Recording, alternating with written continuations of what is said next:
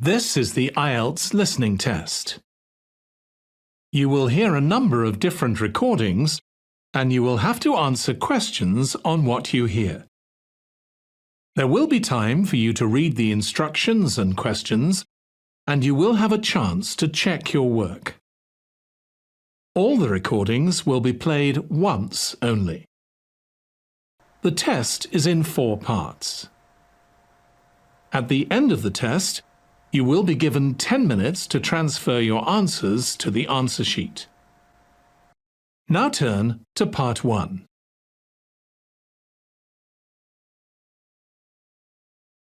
Part 1. You'll hear a telephone conversation between a Children Art Craft Centre agent and a customer. First, you have some time to look at questions 1 to 6.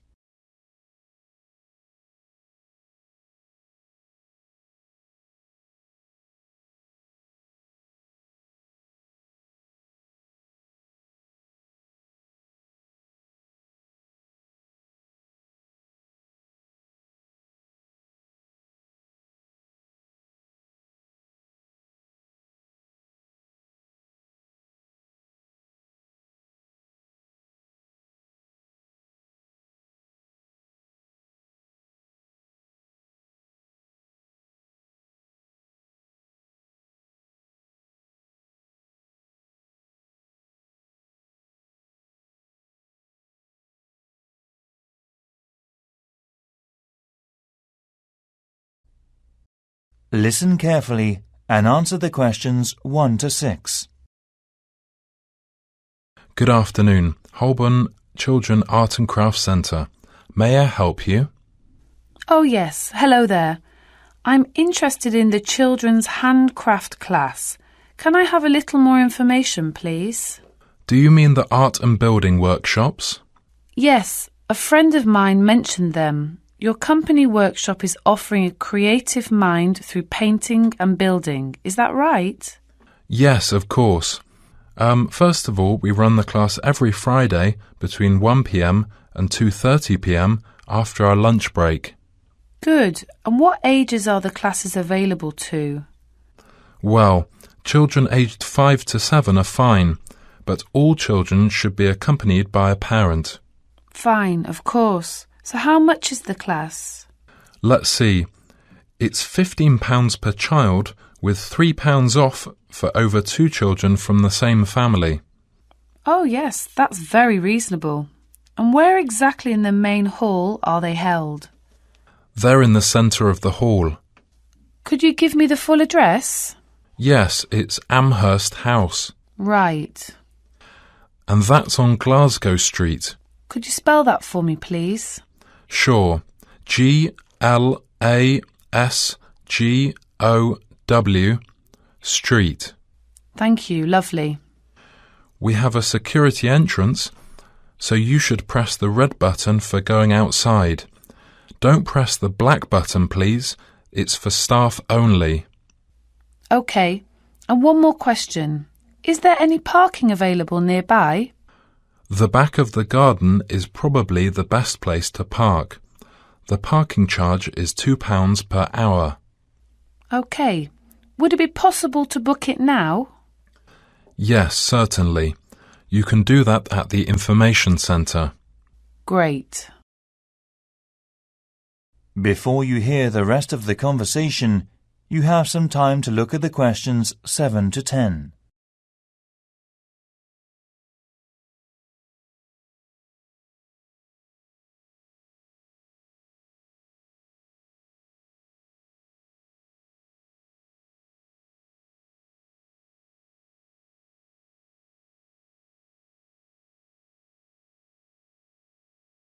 Now listen and answer questions 7 to 10.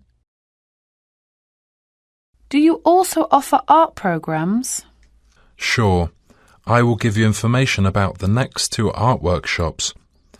On October the 17th, there's a warship building workshop. Oh, that sounds great. We will be using clay, so just make sure the child is wearing suitable clothing. I know. I'm sure they will be making a terrible mess. So what is the other program then? Well, it's coming at the end of this month on Saturday. That'll be the 31st of October, won't it? Yes, that's right. On that day there's going to be a Caribbean jungle theme. This is where kids make scenes with trees, rocks, animals and so on. Oh, is that safe? Yes, it is, don't worry. They'll just be using different kinds of paper, you know. They're good materials for making jungle backgrounds, rocks and things like that. OK, I see. The workshop sounds really good, and I'll call you back after talking about it with my husband. Lovely. Thanks very much for ringing.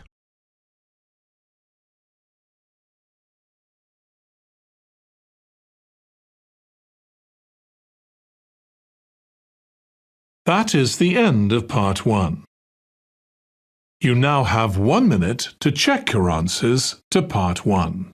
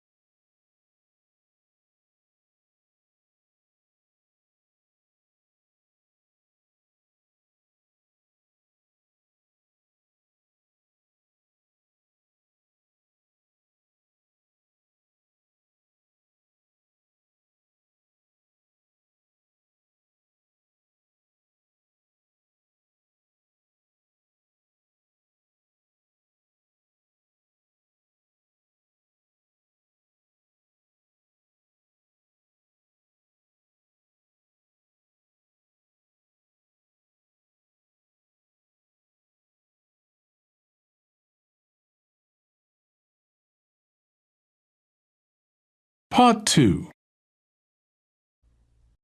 You'll hear a tracking program. Backpacking trip for the world. First, you have some time to look at questions 11 to 18.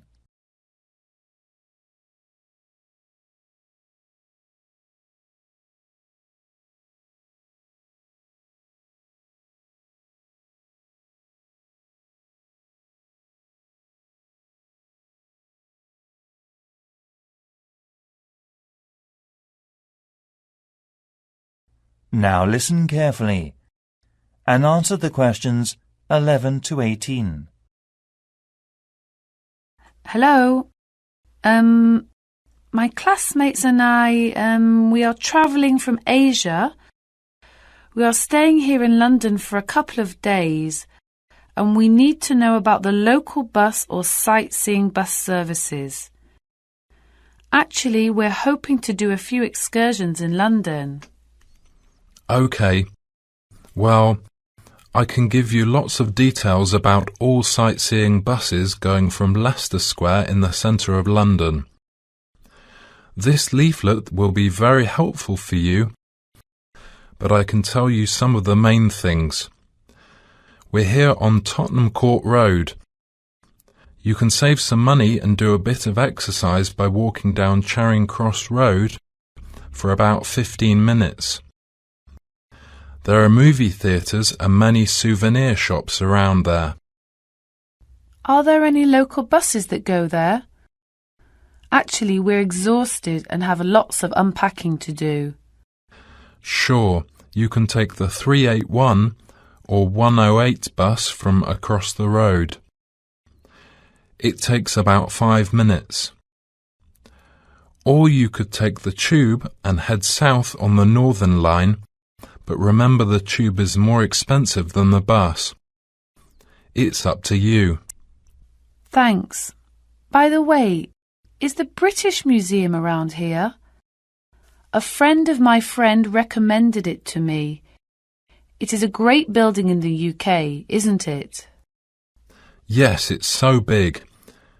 It's just around the corner, 3 minutes by foot. There are a number of interesting exhibitions. Basically, the Great British Museum is a museum of splendid heritage, human history and culture in London. So its collections, the number of which is more than 7 million objects or so, are among the largest and most comprehensive in the world, and originate from all continents, illustrating and documenting the story of human culture from its beginning to the present. Amazing! 7 million objects? How much is the entrance fee? It's free of charge. Really? Why? I'm just wondering. Because the British government manages the national culture policy for educational tourism and culture services. OK, I see. So I'll go there first. Before you hear the rest of the program, you have some time to look at the questions 19 to 20.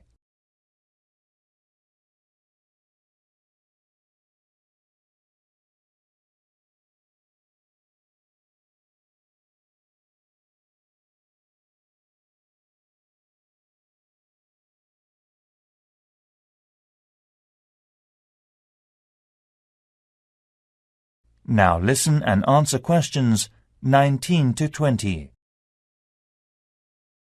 Anything else? Every year, our university runs an international backpacking contest as part of a scholarship, so we are travelling across Europe. Our team won the contest last year, so our project plan is to understand and learn something about European countries' culture.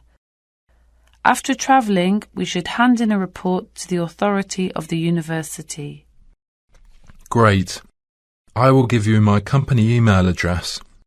If you need help, contact me any time. You got a pen? Thank you so much indeed.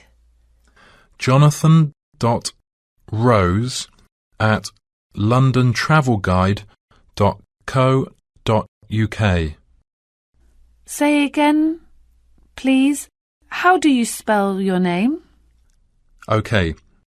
JONATHAN.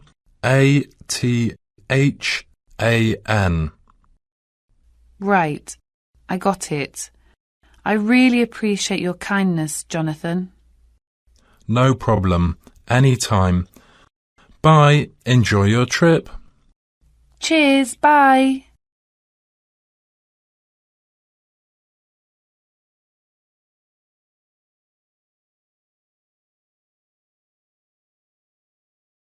That is the end of part 2.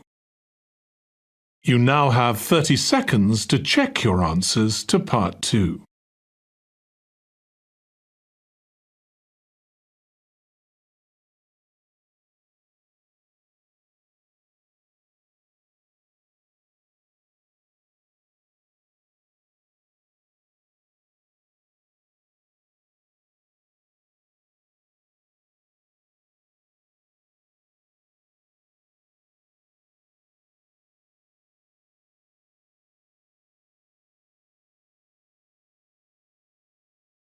Part 3.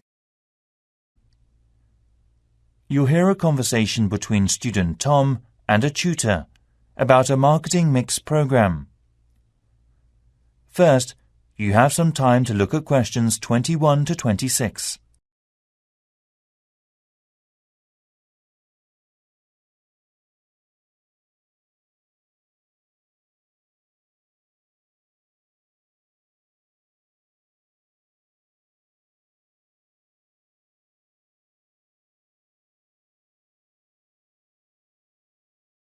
Now listen carefully and answer the questions 21 to 26. Hi, Tom. How have you been getting on with your coursework on the marketing mix? So far, so good. And I've been trying the varied approaching of the targeting last group for studying. Can you tell me how the coursework is going? Well, we agreed on 4 main targets for the marketing mix, such as product, price, place and promotion, to find out about how to do suitable data analysis in various markets. OK, go on, Tom.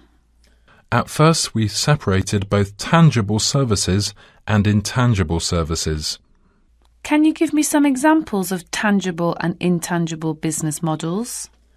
A tangible model is mass-produced or manufactured on a large scale with a specific volume of units.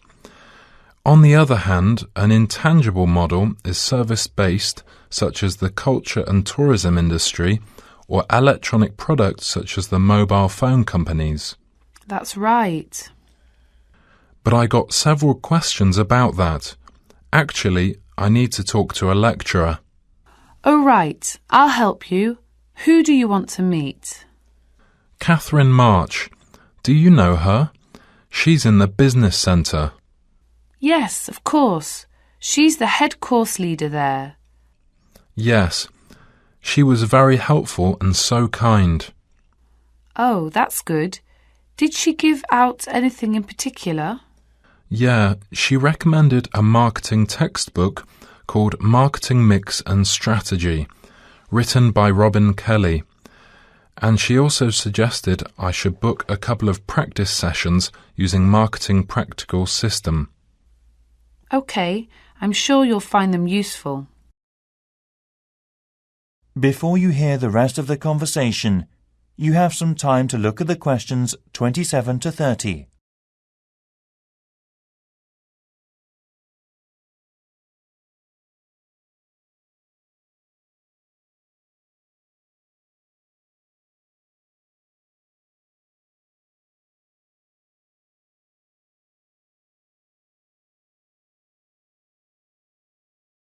Now listen and answer questions 27 to 30. And of course, do you know what is related to marketing mix?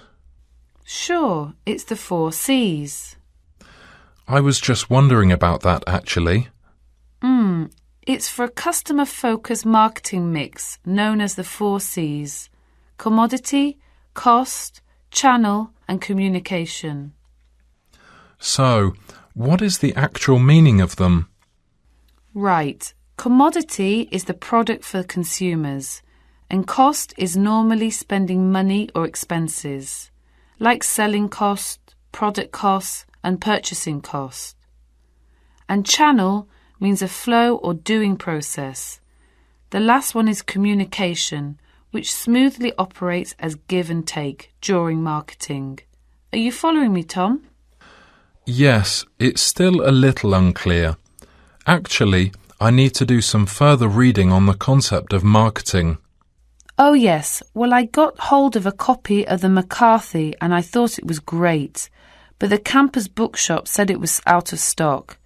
The library has an old version, but is not as useful, and I'm afraid I've lent my copy to another student. I'll give it to you next week when I get it back. OK, Tom? Thank you. No problem. Anyway, your writing style is very clear, and you've included lots of interesting, personalised explanations of your target area. And you've just got a couple of solutions for some additional cases on targeting. They are not too bad. I see. Could I just ask, which reference book would you recommend? Well, I'd go for something like Critical Analysis Review. Have you heard of it? Well, it's the first time I've heard that title. It's about markets within different zones and contains statistics on their specific areas of work. Oh, well, I can get them from the online journals too. Great. Clearly, I think you should aim to cite more research data published later than 2005. OK, that's not so difficult. When do you want that done by? Oh, relax, Tom. Take your time. You should complete it by the end of this term, and I think you should note down its main draft proposal. Yeah, well, I'll certainly try. When would the deadline be for that? My advice would be to get it done before you begin the research. OK, I'll do that then. See you soon. Good for you, Tom.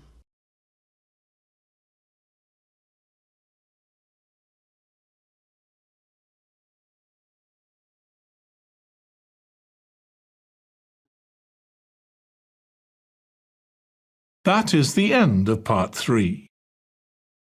You now have 30 seconds to check your answers to Part 3.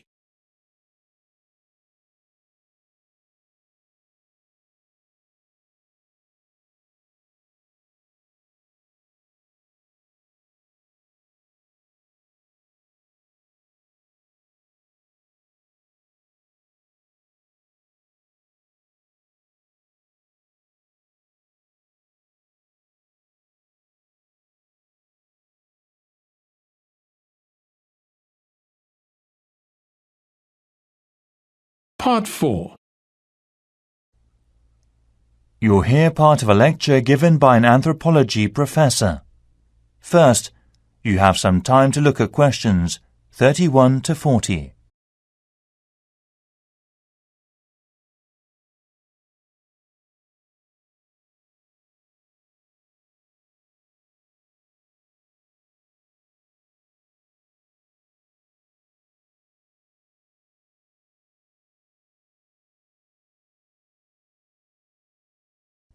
Now listen carefully and answer the questions 31 to 40. Tonight I'm going to talk to you about the history of tea. These days, there are lots of chances to drink tea. Perhaps you enjoy drinking ready-made tea. Tea has been an important part of traditional hospitality rules all over the world for several centuries. Tea originated in China and was so popular that hundreds of people operated ceremonies in Eastern Asia. In Europe, tea was first imported by British sailors through northwestern Europe. It was then delivered by Dutch maritime traders in the 16th century. At that time, tea became available via Moscow from the Far East to Europe. Tea also stood for independence, as shown by the symbol of the American eagle from the Boston Tea Party. In the last 400 years, tea leaves became available and practical throughout Asia and Europe. But the way people drank tea was changed a little. The Chinese regarded the quality of the leaves and utilized them as a vital part of their medical care. Other people added hot water, milk, sugar, spices like cinnamon and herbs like mint or sage to their tea. The variations of tea are unlimited. For instance, sesame oil is added to milky tea on chilly mornings in Western Sudan. Unlike coffee, English tea has acquired a good reputation as a therapeutic drink that enhances the body condition. Actually, in European and Arabic countries, as well as in the Middle East and Russia, tea was considered a restorative and health-giving plant for a long time. According to Cornelius Blanchart, a physician from Holland, mentioned that to keep good health, people should drink at least 8 cups a day. However, over 50 cups a day could cause severe health problems. While European coffee houses were frequented by men for things such as business meetings, middle-class women spent the tea time with guests in the house. With the arrival of the 19th century, the price of tea decreased, and the common people took the chance to drink tea with enthusiasm. Luxury tea was sold in tea bags, which were made of cotton to suit the upper classes. Nowadays, although tea and coffee consumption has become a significant part of society, a few Islamic groups prohibit drinking tea because it contains the stimulant caffeine. From the Middle Eastern tradition of the nomadic Bedouin, guests are served with tea topped with cardamom and glasses of sugared tea, refilled by the host in the guest tents. For over 1,000 years, Arab traders have been bringing the tea culture of Islamic customs to northern and western Africa. The tea was boiled with a lot of sugar for a long time. In India, tea drinking keeps an important custom of daily life going. The Indians are accustomed to drinking it with milk. Chai, as they call it, means boiling milk, adding tea, sugar and some spices. This process of making tea has spread throughout the world. Surprisingly, the custom of making tea mixed with milk or water in cafes has been carried over to the preparation of instant beverages. Today, at conferences and seminars in Britain, tea remains the most commonly served beverage. Okay, that's the end. Are there any questions so far? That is the end of Part 4. You now have 1 minute to check your answers to Part 4. That is the end of the listening test. In the Ielts test, you would now have 10 minutes to transfer your answers to the answer sheet.